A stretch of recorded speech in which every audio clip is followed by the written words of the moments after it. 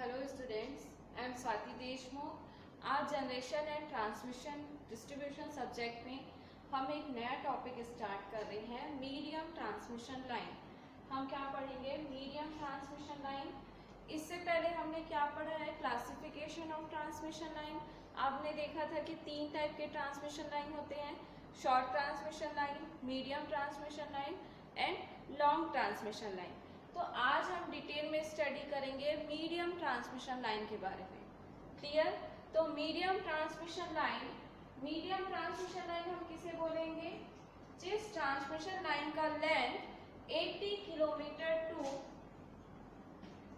240 kilometre तक होता है।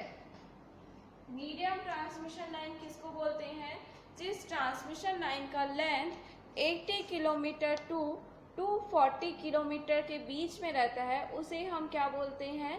Medium transmission line. And operating voltage, ये क्या हुआ आपका? Length and operating voltage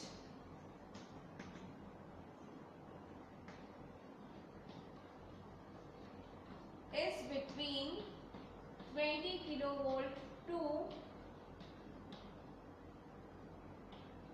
100 kilovolt. Clear? Medium transmission line हम किसको बोलेंगे? जिस ट्रांसमिशन लाइन का लेंथ 80 किलोमीटर टू 240 किलोमीटर के बीच में होता है और operating voltage 20 kilovolt to 100 kilovolt के बीच में होता है, उस ट्रांसमिशन लाइन को हम क्या बोलते हैं? Medium transmission line. क्लियर? अब इससे पहले हमने क्या पढ़ा था? Line parameters. ठीक है, लाइन पैरामीटर्स में हमने क्या पढ़ा था? फोर टाइप के पैरामीटर्स स्टडी किया था। एक स्टडी किया था resistance, second one is inductance, third one is capacitance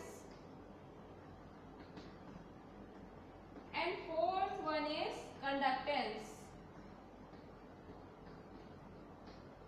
ये क्या है? लाइन पैरामीटर,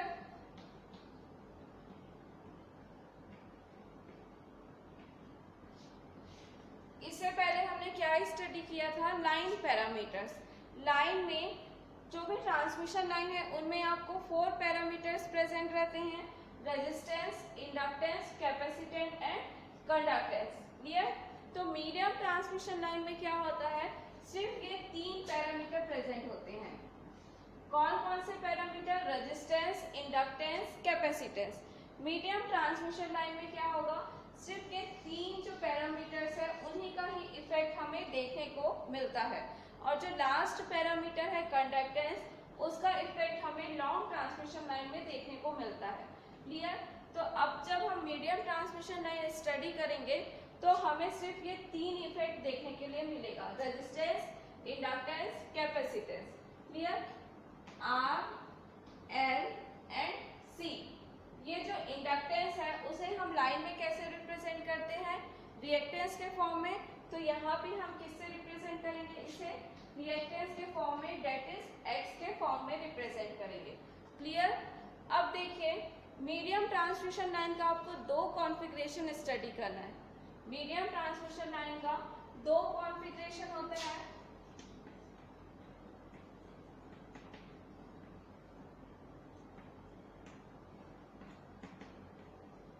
एक होता है nominal T model of a medium transmission line,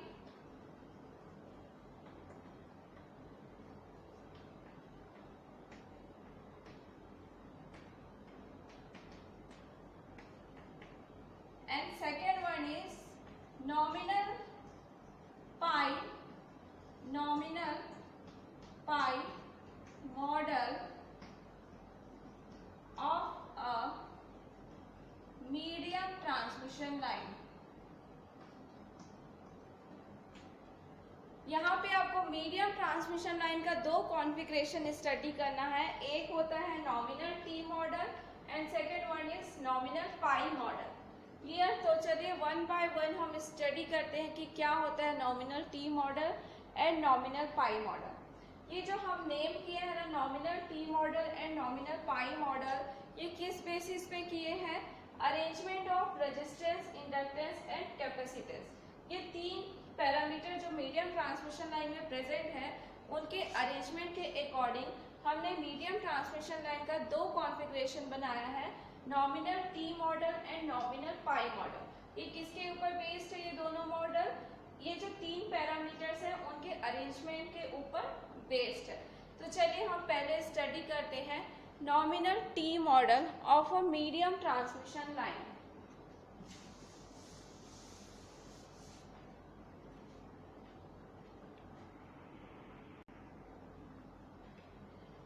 nominal T model, इसका सर्किट डायग्राम ड्रॉ करते हैं।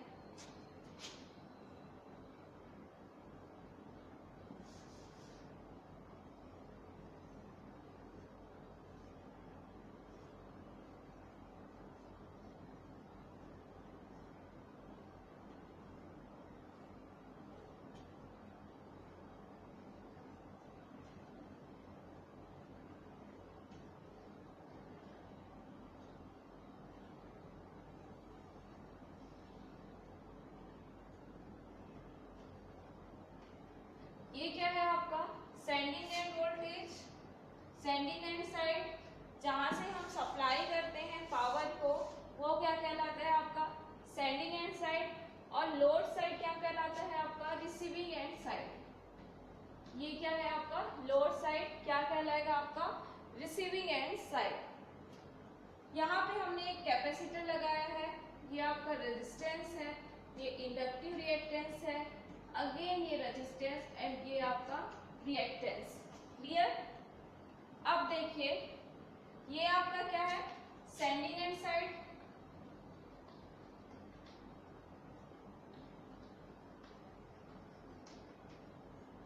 And this is one receiving end side.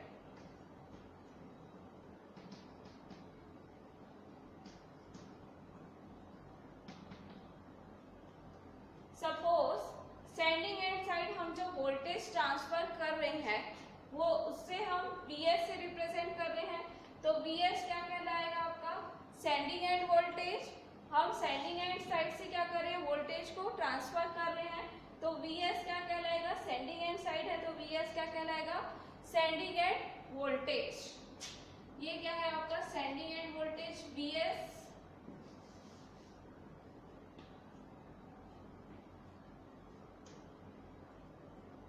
Plus and minus.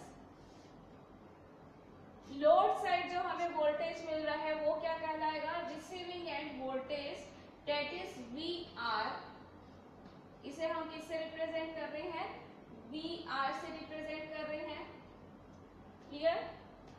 अब देखिए इसे हमने नॉमिनल टी मॉडल क्यों कहा है, मैंने आपको पहले बताया है कि ये जो नेमिंग है वो किसके ऊपर बेस्ड है, ये जो पैरामीटर्स है रेजिस्टेंस, इंडक्टेंस एंड कैपेसिटेंस के ऊपर बेस्ड है। ठीक है। यहाँ पे इंडक्टेंस को हम किससे रिप्रेजेंट कर रहे हैं रिएक्टेंस से। क्लियर। इंडक्टेंस को हम किससे रिप्रेजेंट करेंगे रिएक्टेंस से। नॉमिनल टी मॉडल में क्या होता है जो टोटल लाइन का लेंथ है, ठीक है, टोटल जो लाइन है उसमें टोटल अमाउंट में जितने भी कैपेसिटेंस प्रेजेंट है उस पूरे कैपेसिटेंस को हम क्या एज्यूम करते हैं कि वो जो पूरा कैपेसिटेंस है लाइन का वो लाइन के सेंटर में प्रेजेंट है। Clear.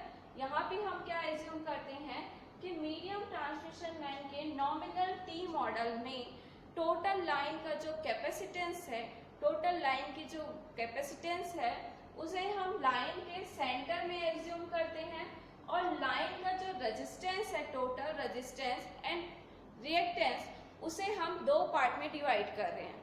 Clear. Nominal T model में हम क्या कर रहे हैं जो लाइन का कैपेसिटेंस है टोटल कैपेसिटेंस उसे लाइन के सेंटर में प्रेजेंट मान रहे हैं, और लाइन का जो टोटल रेजिस्टेंस है और रिएक्टेंस है उसे हम दो पार्ट में डिवाइड कर रहे हैं। दो पार्ट में डिवाइड कर रहे हैं, उसका एक पार्ट हम एज्यूम कर रहे हैं कि सेंडिंग एंड साइड है एंड सेकेंड पार्ट कहाँ पे प्रेजेंट है receiving end side. Suppose R transmission line का रेजिस्टेंस एंड रिएक्टेंस, इसी को हम क्या बोलते हैं, Z। Z is equal to क्या होता है, R प्लस JX। तो मैं बोल सकती हूँ जो मीडियम ट्रांसमिशन लाइन का जो टोटल इम्पीडेंस है उसे हम दो पार्ट में डिवाइड कर रहे हैं। ये मान रहे हैं कि इम्पीडेंस जो है half side, half source side present है एंड हाफ किस साइड प्रेजेंट है, receiving end side, that is load side. तो ये क्या हो जाएगा, अगर ये टोटल है Z तो Z/2 दो पार्ट में डिवाइड हो जाएगा और ये जो Z/2 है वो VS साइड प्रेजेंट होगा एंड ये VR साइड प्रेजेंट होगा। और Z क्या होता है, R प्लस JX, मीन्स मैं इसको लिख सकती हूँ R/2 X/2 लिख सकती हूँ। तो यहाँ पे क्या हो जाएगा, R/2 X/2 R/2 X/2। Clear? ये कहलाता है आपका नॉमिनल T मॉडल, जहां पे हम क्या एज्यूम किए हैं कि लाइन का जो टोटल कैपेसिटेंस है वो लाइन के सेंटर में मिडिल पॉइंट में प्रेजेंट है और लाइन का total impedance half source side present है and half load side present है, that is Z R/2 X/2 R/2 X/2। ये क्या है आपका Z/2, किसके इक्वल है ये, Z/2। क्लियर? तो ये आपका सर्किट डायग्राम था। अब जब हम इसको सॉल्व करेंगे नॉमिनल T मॉडल को तो हमें क्या निकालना रहेगा, VS और IS की वैल्यू निकालनी रहेगी, VS एंड IS। क्लियर? इससे पहले हमने जब टू पोर्ट नेटवर्क पढ़ा था, टू पोर्ट नेटवर्क को जब सॉल्व किया था तो हमने दो स्टैंडर्ड इक्वेशन निकाला था, VS और IS की वैल्यू निकाली थी। VS is equal to AVR plus BIR, IS is equal to CVR plus DIR। Clear? जब हमने टू पोर्ट नेटवर्क पढ़ा था, ट्रांसमिशन लाइन को हमने जब ऐसा टू पोर्ट नेटवर्क शो किया था और जब हमने उसे सॉल्व किया था तो लास्ट में हमने दो इक्वेशन निकाला था, VS is equal to AVR plus BIR and IS is equal to CVR plus DIR। जहाँ पे ABCD क्या रहता है आपका, कांस्टेंट होता है। ABCD क्या होता है, कांस्टेंट होता है। ABCD की वैल्यू किसके ऊपर डिपेंड करती है, जो लाइन पैरामीटर्स है। लाइन पैरामीटर्स क्या है, resistance, inductance, capacitance and conductance. ये क्या है आपके लाइन पैरामीटर्स।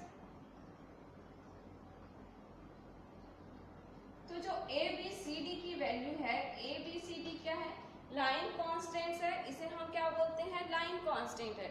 ABCD की वैल्यू किसके ऊपर डिपेंड करेगी, ये जो लाइन पैरामीटर्स है उसके ऊपर डिपेंड करता है। क्लियर? तो जब हम medium transmission line nominal T model solve करेंगे तो हम बेसिकली इसमें क्या निकालते हैं, सेंडिंग एंड वोल्टेज और सेंडिंग एंड करंट की वैल्यू निकालते हैं, दैट इज VS और IS की वैल्यू निकालते हैं। क्लियर? यहाँ पे हम क्या करेंगे, इसको सॉल्व करके VS और IS की वैल्यू निकालेंगे in terms of AVR plus BIR CVR plus DIR। इस फॉर्म में हम VS और IS की वैल्यू निकालेंगे। उसके बाद हमें जो इक्वेशन मिलेगा उसको हम इस इक्वेशन से कंपेयर करके किसकी वैल्यू फाइंड आउट करेंगे, ABCD की वैल्यू फाइंड आउट करेंगे। जो लाइन कांस्टेंट्स है ABCD उसकी वैल्यू फाइंड आउट करेंगे और इसकी वैल्यू किसके ऊपर डिपेंड करती है, line parameter RXC and conductance that is G। Clear? तो हम ये सब क्यों कर रहे हैं, क्यों, क्योंकि हमें इससे क्या पता चलता है, लाइन का परफॉर्मेंस पता चलता है। ये सब करने से आपको क्या पता चलेगा, लाइन का परफॉर्मेंस पता चलता है। क्लियर?